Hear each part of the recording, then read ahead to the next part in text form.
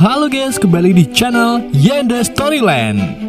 Di video kali ini, admin akan mendongeng sebuah film sci-fi berjudul Rubicon yang dirilis pada tahun 2022. Film ini menceritakan tentang masa depan bumi yang tercemar polusi beracun mematikan dan hampir menghabisi seluruh umat manusia di bumi. Bagaimana keseruannya? Mari kita simak alur ceritanya.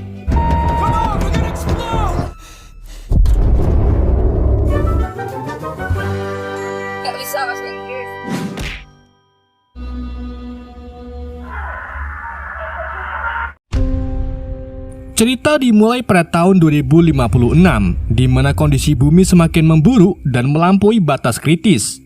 Semua upaya untuk mencari perlindungan di luar angkasa telah gagal, dan perusahaan Nibra yang memiliki basis penelitian luar angkasa atau Rubicon masih mencari solusi atas masalah krisis lingkungan hidup di bumi ini. Suatu hari, Nibra mengirimkan Komandan Hannah dan ahli kimia Gavin untuk memeriksanya. What is your current position? You have to press here and then it comes up. They're way too fast for their position. Is it meant to do that? Mereka pergi ke Rubicon menggunakan shuttle Navicon. Namun saat akan mencapai Rubicon, ada sedikit kendala yang dimana koordinator agak sedikit melenceng dari jalan. Hannah pun langsung melakukan manuver manual agar pesawat mendarat dengan aman di Rubicon. She's about 90 meters away. Hannah? We need to take over or we might get hit by the sail. Your rate is too high. Yeah? Let's catch her. Okay, I'm on target. Step.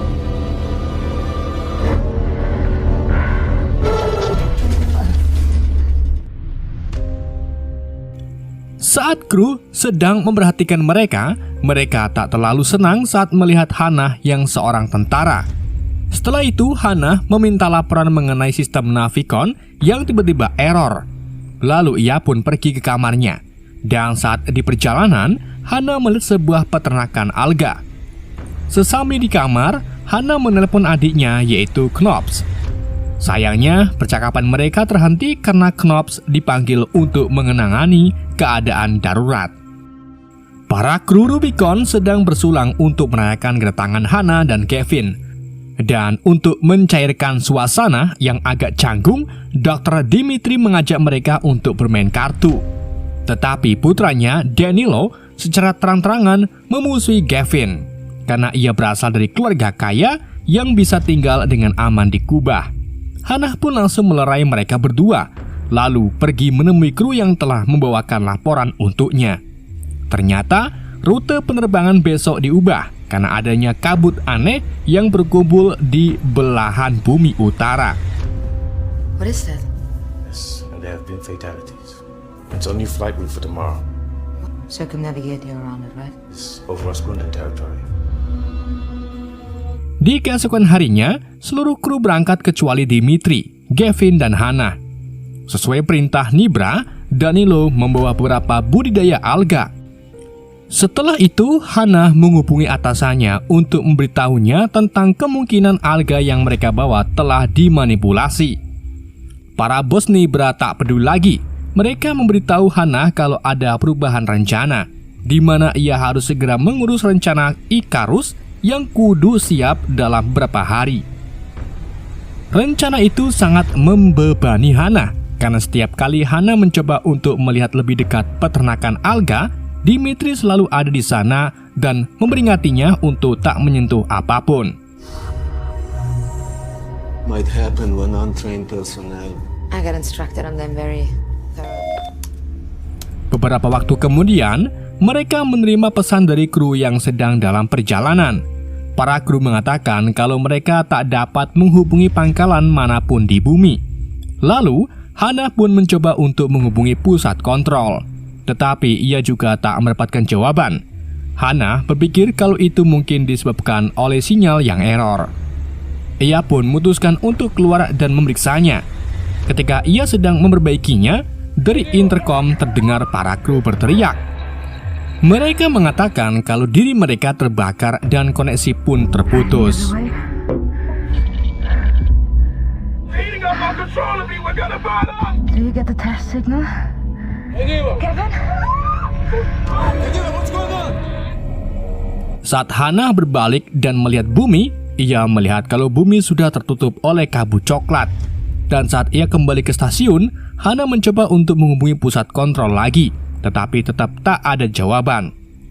Hannah lalu pergi untuk meriksa tablet pribadinya. Ia mendapat pesan dari Knopf yang menjelaskan tentang keadaan bumi yang sedang kacau dan semua unit dipanggil untuk mengevakuasi semua orang ke dalam bunker. 2 hari pun berlalu dan Hannah masih belum bisa menghubungi siapapun di bumi.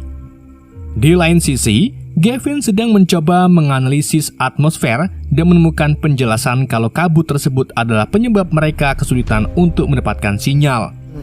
I haven't been able to reach anyone. And that would take months, not days. I thought about that too, but Get through the fog in either direction.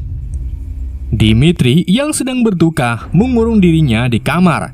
Jadi Hannah mencoba membawakannya makanan dan bertanya tentang kejadian tersebut. Alih-alih mendapatkan jawaban, Dimitri justru marah dan menyuruhnya untuk pergi. Beberapa waktu kemudian, Hannah memutuskan untuk merakit radio untuk mencari siapapun yang dapat dihubungi. Tetapi pekerjaannya itu terhenti saat ia melihat Gavin yang bertingkah aneh. Ternyata komputer telah selesai menganalisis atmosfer bumi dan hasilnya membuat Gavin shock. Hingga akhirnya ia memutuskan untuk bunuh diri. Hannah pun langsung bergegas membantunya, disusul oleh Dimitri. I'm trying to stop depressurization. Lalu, mereka memberikan pertolongan pertama padanya. Untungnya, nyawa Gavin berhasil selamat.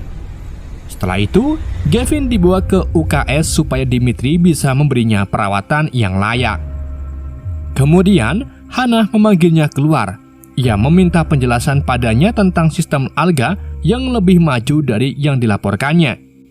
Dimitri lalu mengakuinya kalau ia sengaja menyembunyikan informasi tersebut karena ia berpikir kalau Hannah sedang memata-matainya.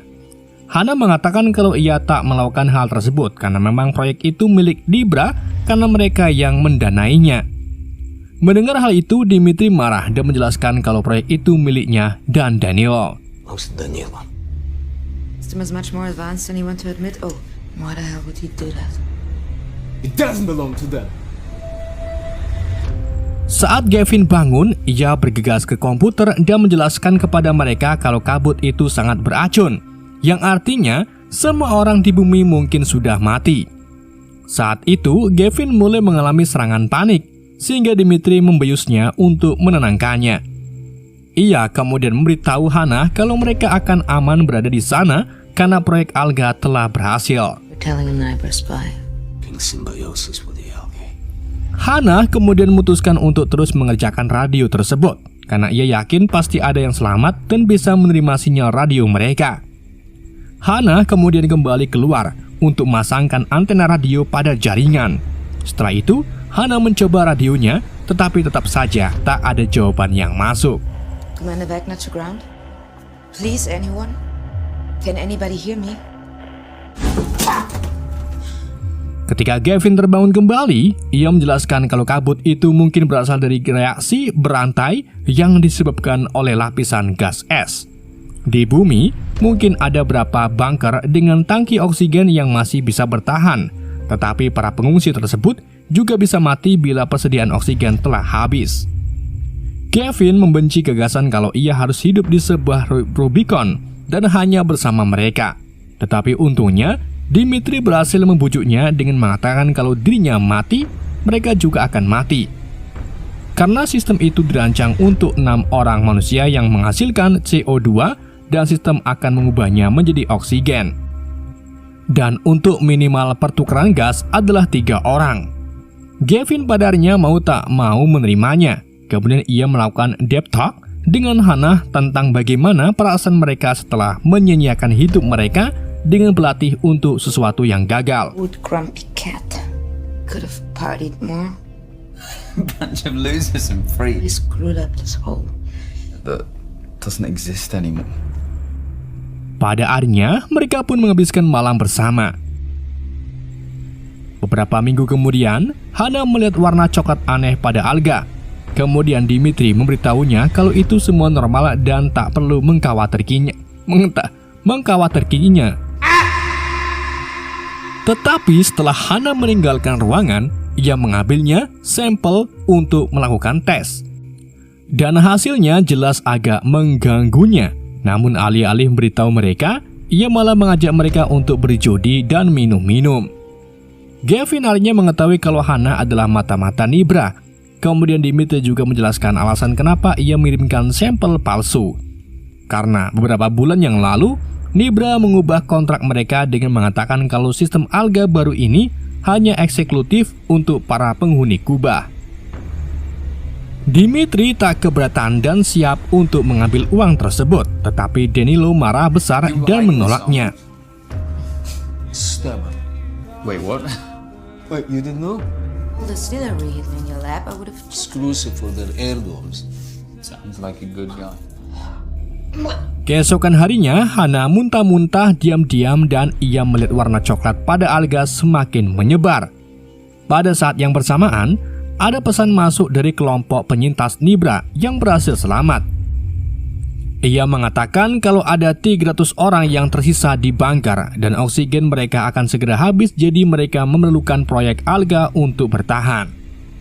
Ia langsung menyimpulkan kalau para penyintas itu semuanya adalah CEO dan keluarganya. The system is preventing that for you, right? So these algae, we're almost 300 here. No, it's the oxygen. How do you know about the algae? Provides for you, right? I mean... Sementara itu, Dimitri sedang memeriksa gel makanan dan menemukan kalau kontaminasi coklat sudah mencapai persediaan mereka. Pemeriksaan tersebut disela oleh Hana dan Gavin. Mereka datang untuk memberitahunya tentang para penyintas.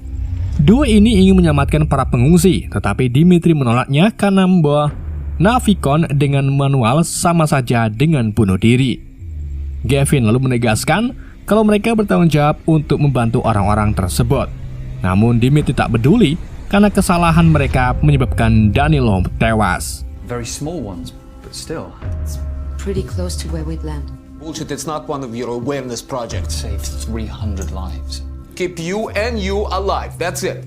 Setelah mendengar hal itu, Gavin keluar ruangan dengan marah. Hana yang akan menyusul tiba-tiba merasa pusing. Dimitri mulai curiga. Ia kemudian memutuskan untuk mengambil sampel darah Hana dengan alasan pemeriksaan rutin. Hana lalu memanfaatkan momen tersebut untuk membujuknya. Alih-alih terbujuk, Dimitri justru menegaskan kalau para CEO itu hanya peduli pada diri mereka sendiri. Hana dan Gavin mendiskusikan masalah ini secara pribadi, dan mereka memutuskan akan pergi bersama atau tanpa Dimitri. Ketika mereka akan mengambil sampelnya secara paksa, Dimitri akhirnya mengungkapkan seberapa jauh warna coklat telah menyebar dan menjelaskan kalau itu semua penyebabnya Hana. Karena alga mendapatkan makanan dari urin kru dalam siklus nutrisi dan mereka sensitif terhadap hormon, yang artinya Hana sedang hamil, tetapi ia menolak percaya karena tentara seharusnya tak bisa subur.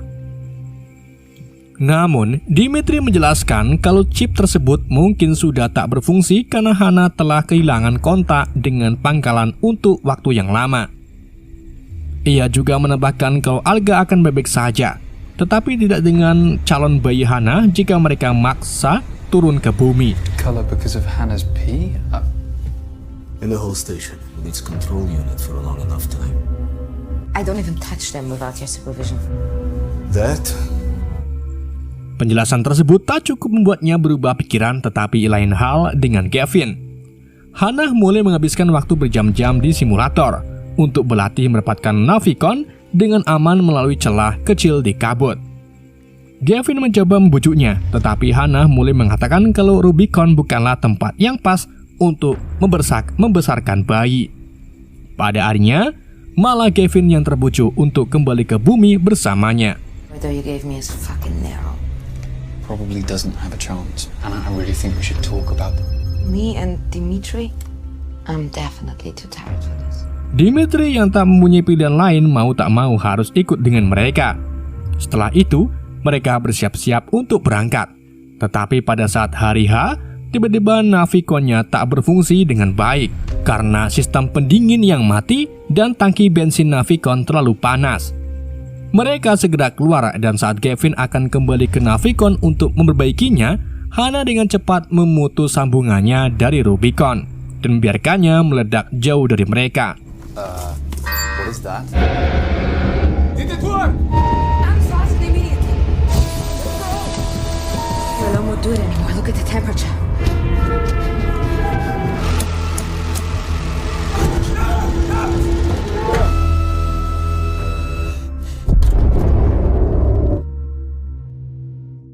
Pada harinya, mereka kini terjebak di Rubicon untuk selamanya.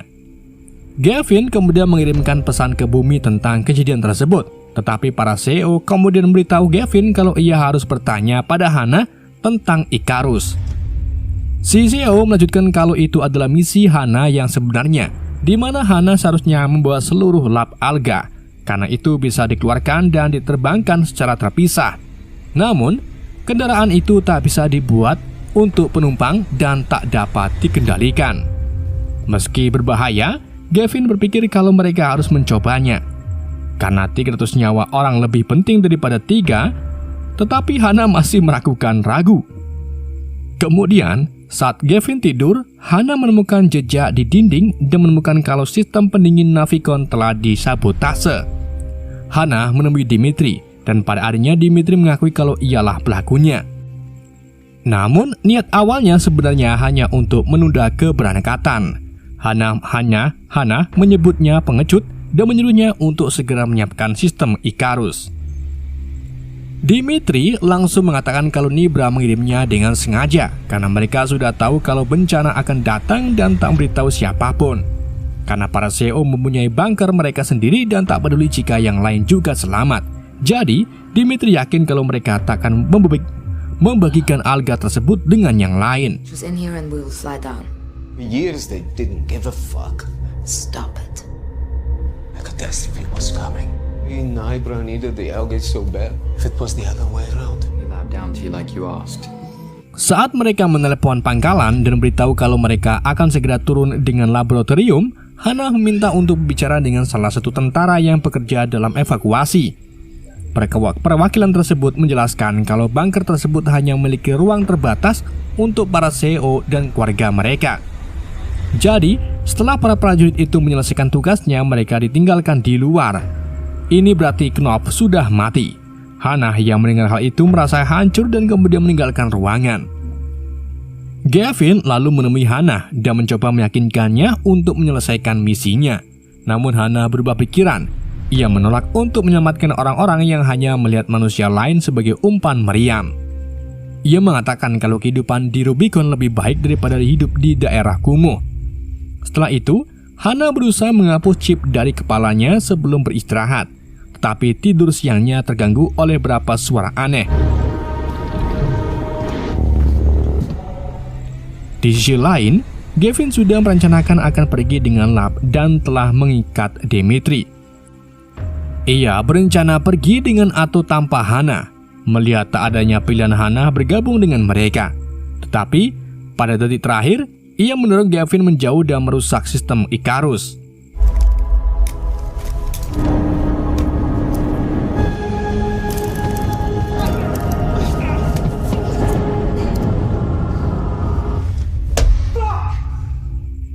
Ia tahu cara memperbaikinya, tetapi Hannah tak melakukannya. Jadi Gavin yang marah pergi meninggalkan mereka. Sementara Hannah membebaskan Dimitri. Setelah itu Hannah mulai mendapatkan pesan-pesan dari bumi di komputernya. Hannah yang merasa pusing langsung mematikan komputer tersebut. Lalu ia pergi mencari Gavin. Tetapi sayangnya Gavin telah mengorbankan dirinya sendiri. Setelah Hannah mengucapkan selamat tinggal kepada Gavin, mereka melepaskan tubuh Gavin keluar angkasa. Gavin?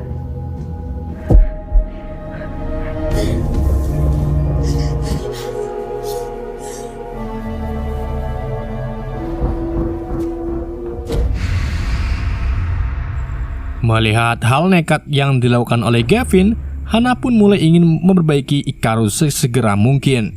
Ia berpikir kalau hal yang dilakukan oleh Gavin tersebut untuk menekan mereka supaya segera kembali ke bumi agar bertahan hidup. Dimitri pun terkejut mendengar hal itu dan hatinya merasa hancur. Karena alasan 3 orang untuk bertahan di Rubicon adalah sebuah kebohongan supaya menghentikan Gavin untuk mencoba bunuh diri.